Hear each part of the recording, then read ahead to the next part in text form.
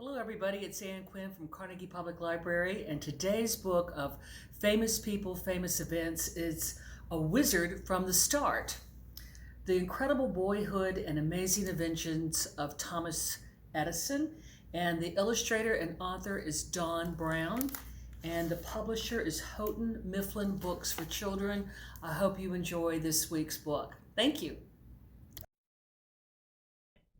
What can you see from 100 feet up? In 1855, 8-year-old Tom Edison needed only to climb the tower next to his Port Huron, Michigan home for the answer. The tower was the bright idea of his father, Samuel, who charged the curious 25 cents for a bird's eye view.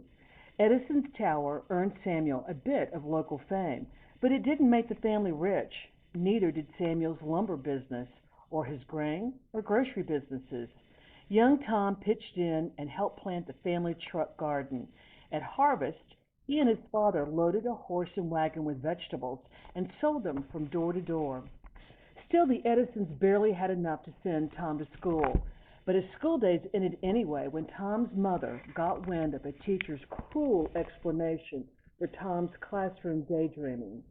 Addled, the teacher said, another way of calling Tom confused or stupid. Tom said his mother was the most enthusiastic champion a boy ever had.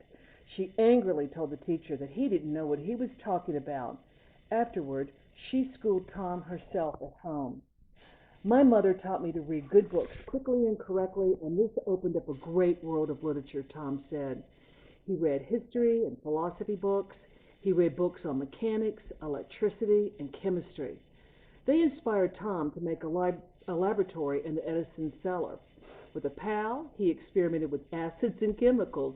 Poor Mrs. Edison worried that they would blow their heads off. At 12, Tom became a railroad news butch, and he rode the train back and forth to Detroit, selling newspapers, magazines, candy, and cigars to the commuters. He worked 14 hours a day, and his business grew. But Tom still found time on the train for chemistry experiments in the baggage car. After one experiment started a fire, an angry railroad worker boxed Tom's ear. Most days, waiting in Detroit for a return ride home, Tom visited the public library. He started with the first book on the bottom shelf, and he read one after another until it was time to move to the next shelf. Clever Tom also scavenged discarded equipment from Detroit's newspaper's print shop, and he used it to write and paint his own newspaper on the train, the Herald. He charged 8 cents a month and had several hundred readers. In one article, 14-year-old Edison wrote, "The more to do, the more to be done," a slogan the busy boy could have taken as a personal motto. During this time, Tom began to notice that his hearing was fading. Had the angry railroad worker caused it, or had it been the fault of the conductor who lifted Tom aboard a train by his ears? Was it the result of the scarlet fever he suffered earlier, or something he inherited? No one could be entirely sure. Along with his hearing, Tom's interest in his businesses also faded. He discovered it was much more fun hanging around the telegraph offices. There was no telephone yet, and the telegraph offered the fastest way to send messages. A telegraph operator used a key to tap dots and dashes, short and long clicks. Arranged in a certain order, the clicks stood for letters. Dot dash was the letter A. Dash dash dot dot the letter Z. Messages could be made of long strings of the correct click. Mastering the key and making sense of the clicking messages were the hard-won skills of telegraph operators. People admired them for their smart, modern jobs, and Tom longed to be one. He haunted telegraph offices and collected bits of know-how. When he was visiting one office near a railroad station, the 3-year-old son of the telegraph operator wandered into the path of a freight train. Brave Tom dashed to the boy, scooped him up, and dove clear. The grateful father rewarded Tom with telegraph lessons. Studying 18 hours a day, young Edison became a better operator than his teacher in just weeks, and he was soon hired at a small telegraph office in Port Huron.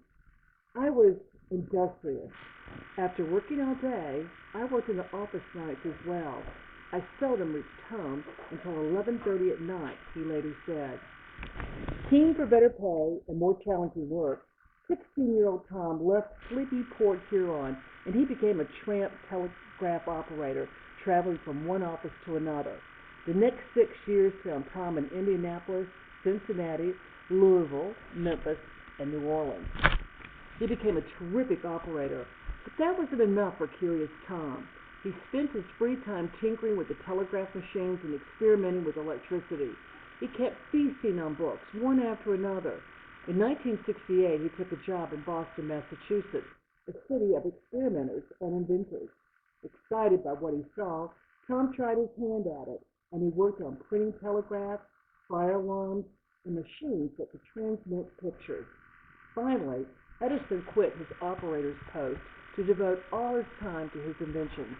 At 22 years old, he invented an electronic voting recording machine to be used by state governments. For it, he received his first patent, an official recognition that the machine was the invention of Thomas Alva Edison. However, the machine was a flop. No one wanted it. Vowing to never invent things that wouldn't fail, Tom decided to find out what the world needed, then go ahead and invent it. From his laboratory came improved telegraphs, a stock ticker, an electric storage battery, the phonograph, and motion picture cameras, to name just a few. Then in 1879, Thomas Edison invented the electric light bulb. No longer would flickering candles or the wicks of whale oil and gas lamps light the world by fire. Instead, the little globe of sunshine would brighten people's lives.